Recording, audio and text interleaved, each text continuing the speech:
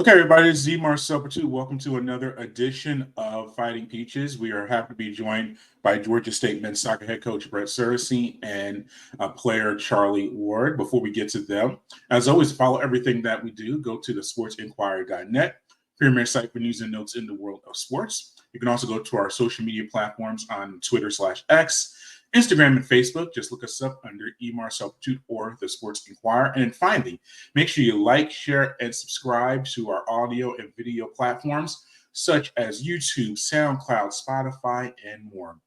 Let's go on there once again. Search for us under Marcel Pursuit or the Sports Inquirer, and you'll be in. Do everything I just mentioned. We'd really appreciate it. And you'll get all of our content, archives, and much more. As I mentioned, we're joined right now by Georgia State head coach Brett Surrency, and Charlie Ward is going to join afterwards. And Panthers are preparing for their upcoming season, so we always like to catch up with the team before they get started. All right, Brett, we are here on this latest edition of Fighting Peaches. Thank you for joining us. And I was just saying, we like to always have you guys on during the season, but especially the preseason, such a unique part of the year. But Brett, how has the offseason been going for the Panthers so far as you finally get to hit the pitch tomorrow for the regular season opener? Yeah, no, everything's been great. The guys have been here for about 2.5 weeks now as a team with us training. We've actually just come off the training field now. So, no, we're excited. As you mentioned, kickoff tomorrow for the regular season opener, and just anxious to get going and get this guys together and, fighting for one and giving our best efforts on the field. Yeah, and you're entering, I believe, your 9th season. Is that accurate? I always get my numbers mixed up. Yeah, to be honest with you, so do I. I'm not sure. I think this is your 9th season. Yeah, I know that it's been a lot. yeah, but and I talked to Ed Joyce, head coach of the women's team for Georgia State, because both of you have some similar lineage as far as their tenure. But when we first started doing these, even you were in Pantherville. You weren't at your current home. A lot has changed. What's it like now, just seeing where the program is now to when you first became a part of the Panthers? Yeah, I mean, the biggest change, and as you mentioned, it is the facility and all the things and offerings for both our programs. You mentioned the women's team as well, too. So, we have a pretty much one-stop shop, as it applies to 188 MLK. So we're able to train, play our games, training room, lounge, weight room facility, academic advising, coaches' offices. So, everything is right here. It helps the overall efficiency of our day and getting things done. And the same with the players as well, too, just, as it relates to class and where they live and, things of the like. So, yeah, we're grateful for the administration in terms of providing us with such an incredible facility. And, now it's just on us to, do as best we can and pay back that trust in us with hopefully some successful seasons. Yeah, and speaking of seasons, taking back to last season, did not have a winning record, eliminated first round of the conference tournament. Not to this day, you've had a winning season for NCAA tournament, even victories. Just what do you carry over from last season, maybe the good and not so good, that you can bring into this 2024 campaign that you can just carry over? Yeah, the experience of going through it. We have a lot of returning players from that team. We play in one of the top conferences in the country. For the majority of the year last year, the number 1, 2, and 3 team in the country were in our league. So our record right at 500, as you mentioned, is something that we obviously want to get on the other side of and have a winning season, which is what we're accustomed to. But we just know the strength of the league is always going to be difficult. So for us, it's these non-conference games in the beginning of the year, are served as preparation to get ourselves ready for, what will be another incredible year within the Sun Belt Conference. And, we have confidence in who we are as a program. But at the end of the day, you have to show that on the field. And it's the small, minute details that ultimately determine, wins and losses in college soccer. So, for us, we're really focusing on the finer elements of the game, and hopefully that'll pay off for us when we start competing. You mentioned you have returners, but you also have 12 newcomers. How do you balance that out in this current era of the transfer portal, a little bit NIL as well? I'm sure that's been a big change from when you first took him with the Panthers. But how do you incorporate all those new guys into the roster, and how is it now in this era of college athletics balancing your roster with just the state of players being able to move and the different frequency? Yeah, I think it certainly presents some new challenges, but I mean that's the evolution of sport and things in general. You have to be able to be open to change and find ways to adapt to that change as well too. I think the players are used to change. When you look at these kids growing up, they're playing for different clubs seemingly every year. Some of them are changing high schools or whatever it may look like. So I think the players are already adept to doing it. It's the coaches that maybe have been doing it a different way for so long that have to really adjust. But our big philosophy from a recruiting perspective is off the field is trying to bring in high character guys that are open to a variety of different things, and that also means their teammates. So we have a bunch of different guys from a bunch of different places, and so far the camaraderie of the group and them gelling in the culture has been great. Obviously that will be challenged even more so come tomorrow when we do start competing and really putting forth all of that hopeful, good energy and positive energy to opponents. But yeah, I mean, like I said, I think the players for the most part are used to it. That's the way they've gone about it. It's for us to be able to then balance that within our philosophies and our foundation as a culture to try and bring all those things together. Yeah, and I look at the makeup of the roster, and we'll kind of start with the back forward. You do return your goalkeeper, and you return some strong defenders in Charlie Ward and Hideto Ogando. What about that back unit and how they're developing through this preseason into this season opener? Yeah, no, I think doing really well. We've asked some different things of them this year in terms of some structures and responsibilities. So we've put some different things on their plate, and they've responded really well.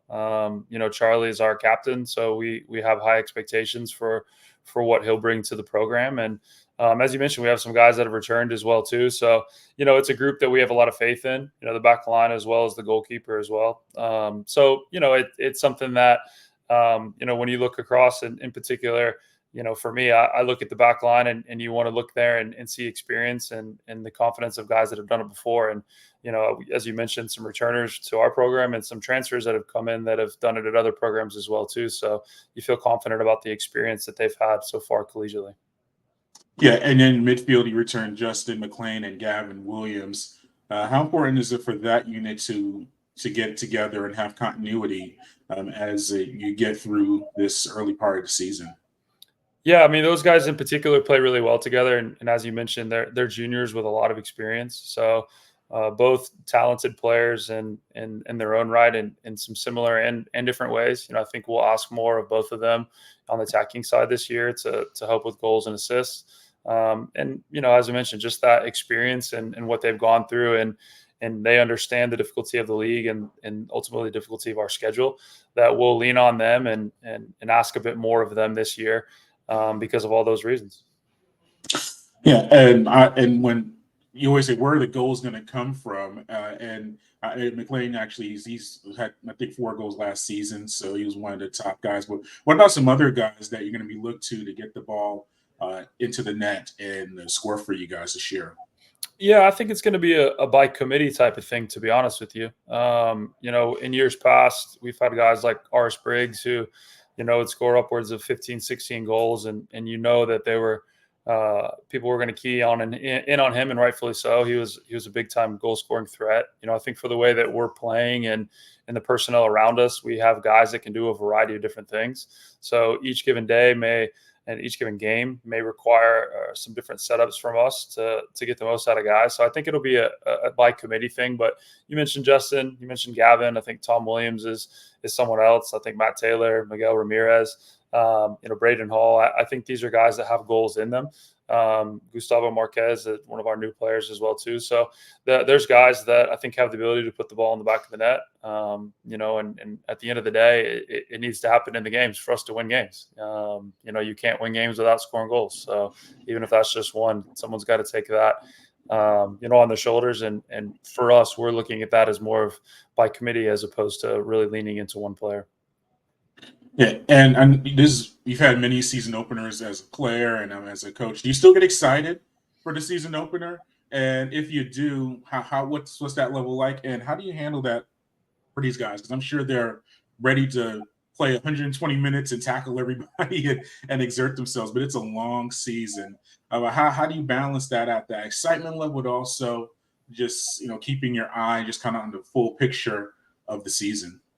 Yeah, I mean, I think for me, I still very much get excited for it. We realistically work 9 months for a 3 month season, so I know there's a lot of time and effort by players and staff and auxiliary members within our program that they're working towards this moment. So the excitement is definitely still there. For me, I think for the players, they're absolutely ready to go. It's one of those where you expect the first game to have a little bit of chaos associated with it because of that excitement, and then eventually it'll settle itself down, and you get back to just playing the game. But like I mentioned before, we just got out of training, and you can tell the sense to get after things for a new season and play games that count and matter.